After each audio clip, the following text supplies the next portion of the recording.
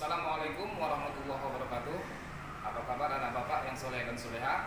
Jumpa lagi dengan Bapak Junedi, bidang studi bahasa Indonesia. Oke, anak bapak yang soleh dan soleha, mari kita saksikan video ini. Oke, anak bapak, kita lanjutkan dengan materi kita yang kemarin, yaitu tentang puisi. Jadi dalam bahasa Indonesia, puisi itu dibagi menjadi dua, yaitu ada namanya puisi lama, ada puisi baru. Puisi lama meliputi yang pertama ada namanya pantun, kemudian ada syair, gurindam, dan lain-lain. Maksudnya kata dan lain-lain ini ada lagi, tapi tidak Bapak jabarkan secara keseluruhan.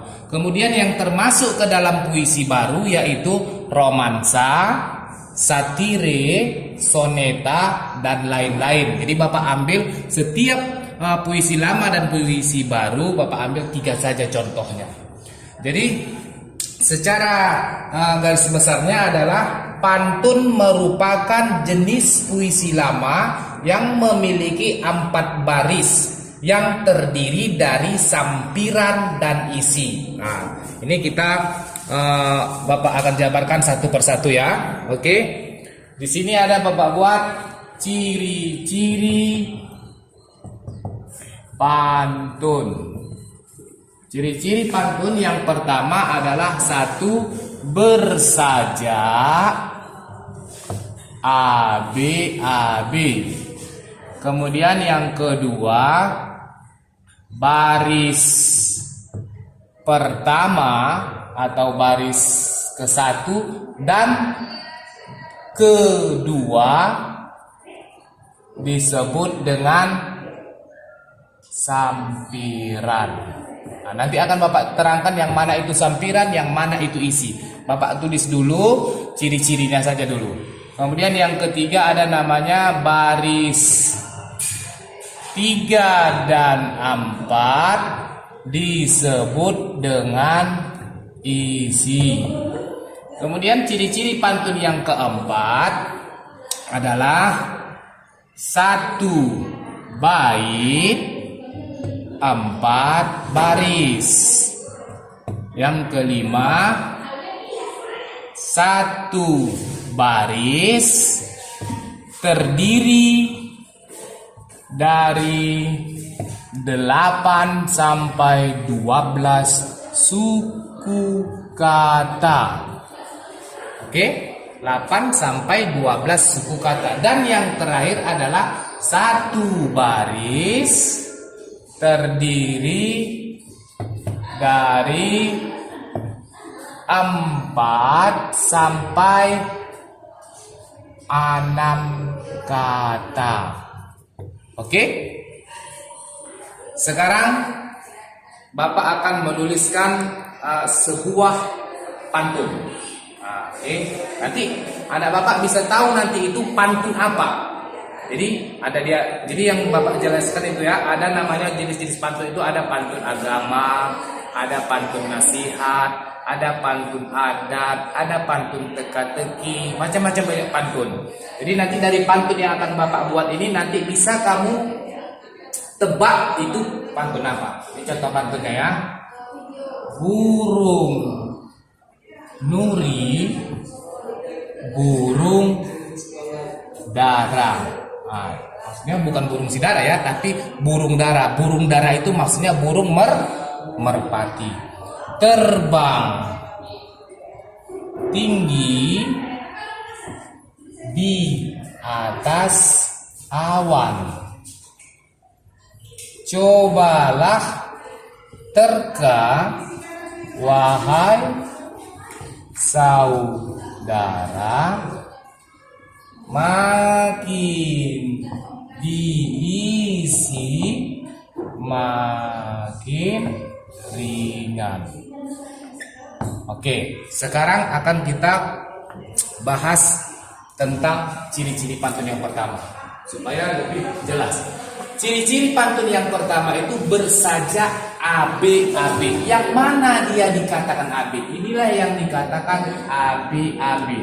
Baris satunya A, yang baris kedua N, baris ketiga A, baris keempat N. Inilah yang dikatakan A, B, A, B. Kenapa Pak mesti dikatakan A, B, A, B? Karena memang bukan berarti A, B, A, B itu huruf terakhirnya huruf A, huruf B, huruf A, huruf B. Bukan. Karena abjad kita memang dimulai dari A, B, C sampai Z, maka dibuat dia A, B, A, B.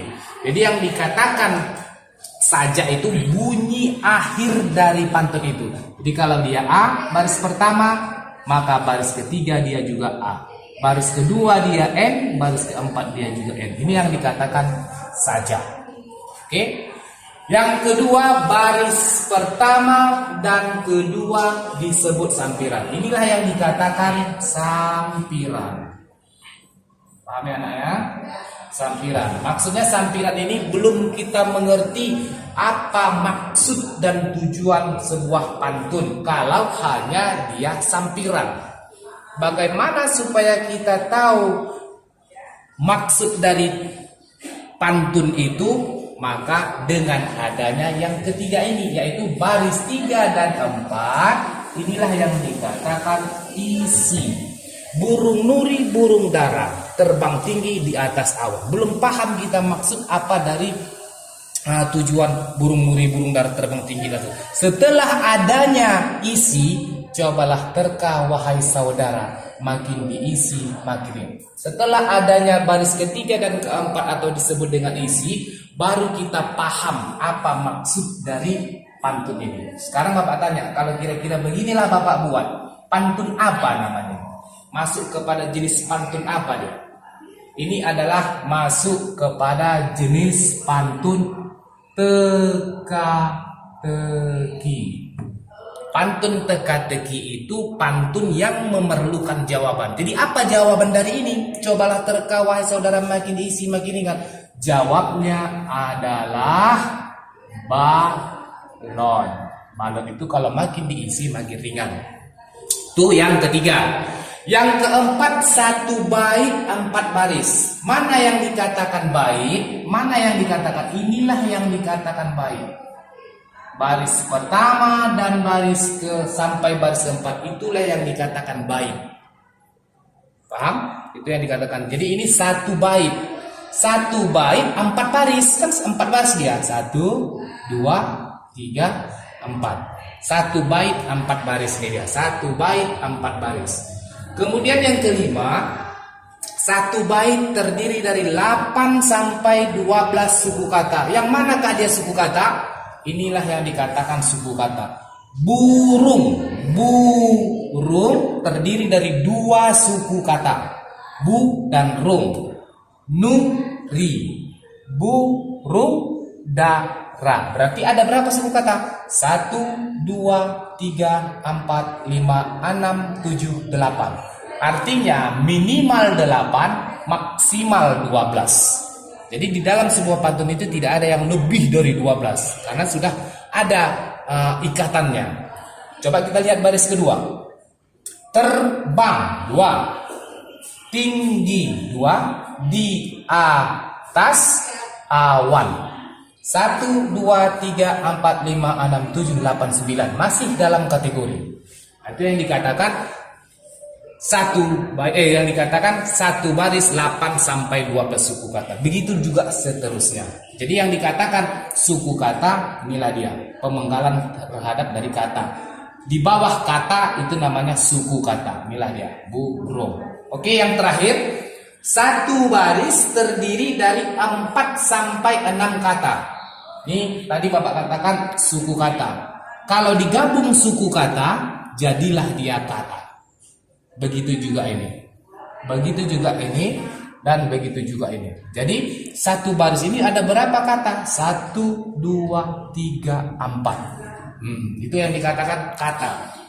Jadi dalam bahasa Indonesia itu sebuah huruf kalau digabung menjadi suku kata. Suku kata digabung menjadi kata. Kata itu digabung menjadi kalimat. Kalimat itu digabung menjadi paragraf. Paragraf itu digabung menjadi sebuah karangan. Nah, itulah dia. Oke, sampai di sini kira-kira mengenai pantun. Karena di sini ya, ini tadi Bapak katakan, karena Bapak terangkan di sini hanya yang pertama. Nanti untuk pertemuan berikutnya kita akan bahas itu namanya apa, syair, gurindam, dan lain-lain.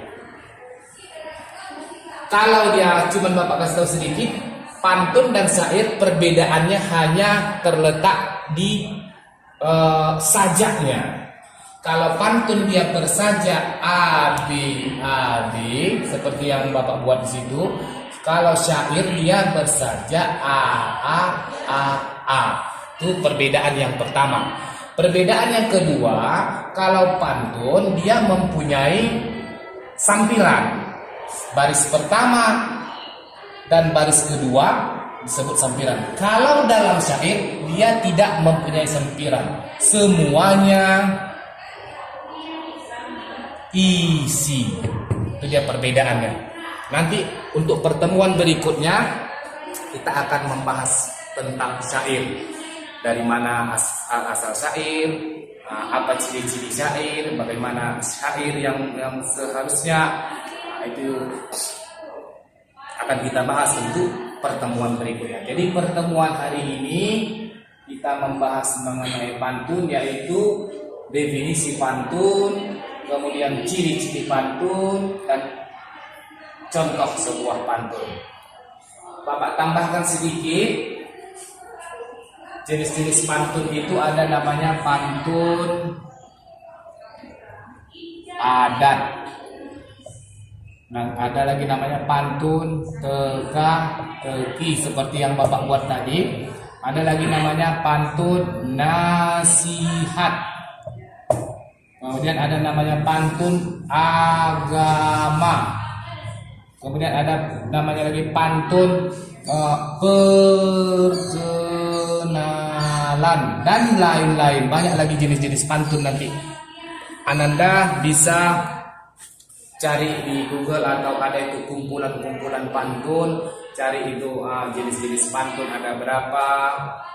Ada banyak itu jenis-jenis pantun, tapi tidak Bapak rangka semua. Kita fokus kepada ciri-cirinya dulu. Sebelum kita masuk kepada jenis-jenis ini, kita harus paham dulu ciri-ciri pantun. Kemudian di sini sudah ada Bapak buat pantun. Jadi pengertian-pengertian 1 sampai 6 ini sudah Bapak jabarkan di sini. Mudah-mudahan ini dulu yang Bapak sampaikan. Kiranya bermanfaat untuk anak Bapak semua. Lebih kurang Bapak meminta maaf. Untuk berikutnya kita akan lebih membahas lagi, yaitu mengenai syair. Sampai di sini dulu Bapak ucapkan, semoga bermanfaat buat kita semua. Wassalamualaikum warahmatullahi wabarakatuh.